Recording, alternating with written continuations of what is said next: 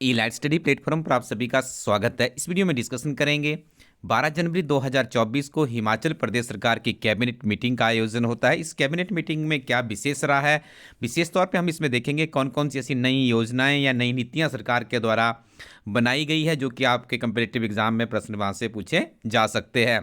दूसरा, हम इस पूरी के पूरी मंत्रिमंडल की बैठक में जो निर्णय है उसमें देखेंगे कौन कौन से नए पदों को भरने की सरकार के द्वारा अप्रूवल दी गई है। तो देखिए, सबसे पहले यहाँ पे देखिए, जो पहले यहाँ पे इसमें पहला जो मैटर गया है उसमें है मंत्रिमंडल की बैठक में शैक्षिक मानकों को बढ़ावा देने तथा अगली पीढ़ी को विकसित करने के लिए प्रारंभिक एवं उच्च शिक्षा विभाग में वार्षिक पीरियड आधार गेस्ट टीचर को सैद्धांतिक स्वीकृति प्रदान की गई है।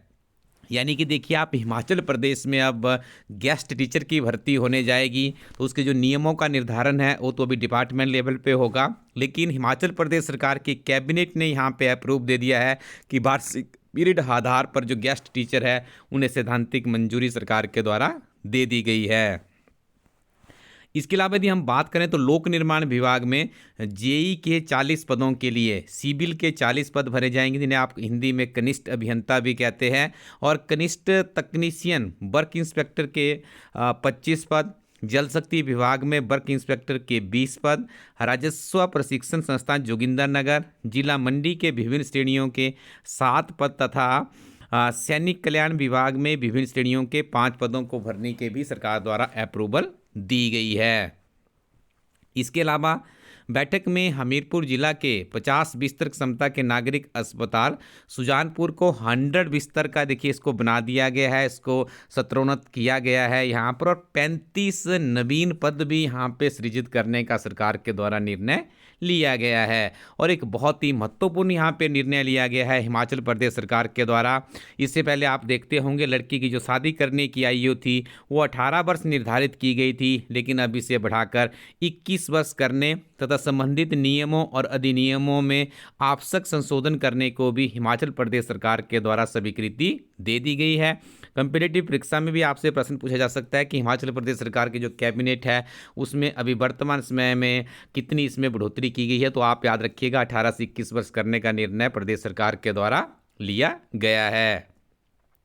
कांगड़ा जिला के डगवार में 1.50 लाख लीटर प्रतिदिन क्षमता के स्वचालित दुग्ध प्रसंस्करण संयंत्र की स्थापना के लिए राष्ट्रीय डेयरी विकास बोर्ड से परामर्श सेवाओं के लिए समझौता ज्ञापन हस्ताक्षरित करने को स्वीकृति प्रदान की गई है। इस संयंत्र की क्षमता 3 लाख लीटर प्रतिदिन तक बढ़ाई जा सकेगी। इसके अलावा देखिए, मंत्रिमंडल की इस बैठक में विधवा एवं एकल नारी आवास योजना 2023 को भी सैद्धांतिक मंजूरी दी गई है। इस योजना के तहत विधवा एवं एकल नारियों को गृह निर्माण के लिए 1.5 लाख रुपए की वित्तीय सहायता दी जाएगी। निश्चित तौर पे प्रश्न आपको किसी न किसी एग्जाम में जरूर देखने को मिलेगा। HSLI NT की परीक्षाओं में इस तरह के प्रश्न पहले भी पूछे जा चुके हैं। तो आपसे पूछा जा सकता है कि जो विधवा एवं एकल नारियों को गृह निर्माण के लिए हिमाचल प्रदेश सरकार कितनी वित्तीय सहायता देती है, तो आपने याद रखना है 1.50 लाख रुपए। मंत्रिमंडल ने राज्य कर एवं आबकारी विभाग के पुनर्गठन को स्वीकृति प्रदान करते हुए आबकारी विंग तथा GST एवं संबंध कर विंग सृजित करने का निर्णय लिया गया है। इससे विभागों की कार्यप्रणाली और भी सुगम बनेगी। तो देखिए, यहाँ पे देखिए आपको ज्ञात होगा हिमाचल में GST से काफ़ी ज़्यादा इनकम सरकार को होती है। तो ये GST का जितना भी लेन देन रहता है हिमाचल प्रदेश का जो कर एवं आबकारी विभाग है उसी के माध्यम से सारी की सारी एक्टिविटीज़ ये संपन्न होती है।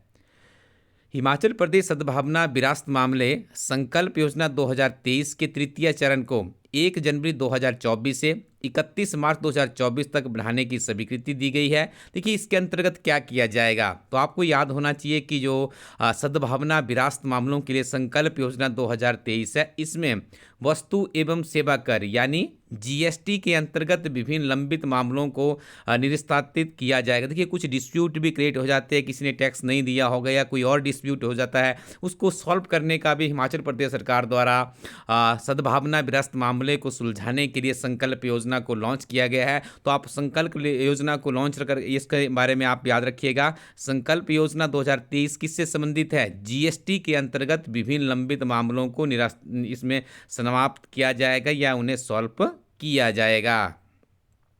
हिमाचल प्रदेश सरकार ने एक बहुत ही बेहतरीन निर्णय लिया है। तो यहाँ पे आपको बता दें कि हिमाचल प्रदेश फिल्म नीति 2024 को स्वीकृति दी गई है। देखिए, वक्त की जरूरत भी है। यदि आप देखेंगे हिमाचल प्रदेश देखिए प्राकृतिक सुंदरता से परिपूर्ण एक राज्य है, तो यहाँ पर फिल्म इंडस्ट्री की एक्टिविटीज़ बहुत ही कम रहती है, जबकि यहाँ पे देखिए बहुत ज़्यादा एक्टिविटीज़ हो सकती है। उसके लिए क्या होता है, जब कोई भी फिल्म इंडस्ट्रीज़ का कोई भी डायरेक्टर या कोई भी फिल्म की रूपरेखा हिमाचल प्रदेश में उसके लिए बनती है, तो यहाँ पे देखिए काफ़ी ज़्यादा उन्हें सरकार की मान्यताएं लेनी पड़ती है, परमिशनों से उलझना पड़ता है। तो अब देखिए हिमाचल प्रदेश सरकार भी चाहती है कि हिमाचल प्रदेश को टूरिज्म के बाद फिल्म इंडस्ट्री की तरफ भी कुछ ध्यान दिया जाए। तो एक ऐतिहासिक निर्णय यहाँ पे हिमाचल प्रदेश सरकार द्वारा लिया गया है। हिमाचल प्रदेश फिल्म नीति 2024 को स्वीकृति दी गई है और इसके अंतर्गत शूटिंग के लिए आवश्यक स्वीकृतियां प्रदान करने के दृष्टिगत एकल खिड़की तंत्र के माध्यम से एक फिल्म फैसिलिटेशन सेल भी स्थापित किया जाएगा। यानी देखिए, जो भी किसी फिल्म इंडस्ट्री की कोई भी फिल्म बननी है, कोई भी डायरेक्टर है, उसकी जितनी भी फॉर्मेलिटीज़ होगी वो आपको एक खिड़की तंत्र के माध्यम से ही एक फैसिलिटेशन सेल मिलेगा, उसी से सारा का सारा ये काम हो जाएगा। तो ये बहुत ही अच्छा। देखिए, वेब पोर्टल के माध्यम से, ऑनलाइन टेक्नोलॉजी के माध्यम से हिमाचल प्रदेश सरकार इस काम को करने जा रही है। काफ़ी बेहतरीन काम यहाँ पर माना जा सकता है। एचएस अलाइड एंट्री के विद्यार्थियों के लिए मेन में भी देखिए प्रश्न पूछा जा सकता है, क्योंकि हिमाचल प्रदेश फिल्म नीति 2024 को कैबिनेट के द्वारा अप्रूवल दे दी गई है। इसके अलावा यदि हम बात करें, देखिए बैठक में कुल्लू जिला में नेचर पार्क माहौल से बिजली महादेव मंदिर तक रोपवे के विकास, संचालन और रखरखाव को भी स्वीकृति प्रदान की गई है। इससे प्राप्त लाभ केंद्र और राज्य सरकार में 50-50% की साझेदारी के साथ में इंप्लीमेंट होगा। तो एक और प्रश्न आपके लिए यहाँ पर बन रहा है कि हिमाचल प्रदेश के कुल्लू जिला में जो नेचर पार्क का माहौल से बिजली महादेव के लिए होगा, उसमें केंद्र और राज्य सरकार की जो इसमें रेशो रहेगी वो क्या रहेगी। तो आपने 50-50 याद रखना है। अक्सर हम गलती कर देते हैं 90 और 10। अक्सर स्कीमों में यदि आप देखेंगे हिमाचल प्रदेश पहाड़ी क्षेत्र में आता है, तो यहाँ पे केंद्र सरकार की जो वित्तीय सहायता रहती है या साझेदारी रहती है 90 और 10% की रहती है, लेकिन इसमें 50-50% की आपको याद रखना होगा। और इसी कैबिनेट की मीटिंग में एक और निर्णय लिया गया, जैसे आप देखते होंगे जो नई शिक्षा नीति को लागू किया गया, उसके अंतर्गत यदि मार्च महीने तक किसी बच्चे की आयु 6 वर्ष पूरी हो जाती है तभी उसे पहली कक्षा में दाखिला मिलना था। लेकिन हिमाचल प्रदेश सरकार ने यहाँ पे एक बहुत ही बढ़िया ऐतिहासिक निर्णय लिया है, 6 महीने की इसमें और छूट दे दी ताकि बच्चे की 1 साल बच जाए। तो अब देखिए, मार्च के बाद यदि 6 महीने आप और इंक्लूड कर लेंगे तो जब 9th मंथ तक आप पहुँचेंगे, आई थिंक अक्टूबर के आसपास ये बनेगा आपका, तब तक के बच्चों को भी इनरोल किया जा सकता है। ये हिमाचल प्रदेश सरकार की कैबिनेट के द्वारा अप्रूवल दे दी गई है। इसके अंतर्गत बैठक में मातृत्व लाभ अधिनियम 1962 के अंतर्गत शिक्षा विभाग में कार्यरत महिला कुक सह हेल्पर को 180 दिन का मातृत्व अवकाश प्रदान करने का भी यहाँ पे मंजूरी दी गई है। देखिए, बहुत अच्छा निर्णय हिमाचल प्रदेश सरकार के द्वारा लिया गया है। यह लाभ 2 से कम जीवित बच्चों वाली महिलाओं को ही दिया होगा। पहले तो आपको देखिए याद रखना है कि हिमाचल प्रदेश में जो महिलाओं को मैटरनिटी लीव मिलती है वो कितने दिनों की होती है, 180 दिनों की होती है। 6 महीने उसका टाइम माना जाता है। ये आपने याद रखना है, ये बहुत इंपॉर्टेंट क्वेश्चन है। और देखिए किस अधिनियम के अंतर्गत मिलती है, तो मातृत्व लाभ अधिनियम बना था 1962 में, इसी के अंतर्गत ये दी जाती है। देखिए, पहले सभी महिलाओं को मिलती है जो गवर्नमेंट जॉब में रहती है, लेकिन यहाँ पे अभी जो महिला कुक सह हेल्पर है उनको भी ये सरकार के द्वारा देने का निर्णय लिया गया है।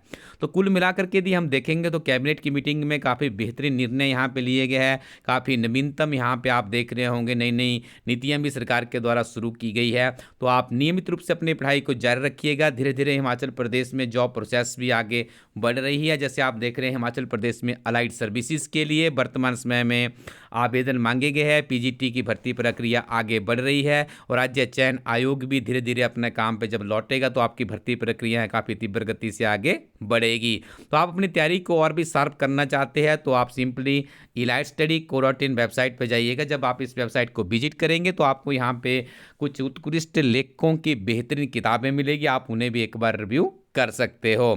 Thank you very much, keep watching elite study YouTube channel.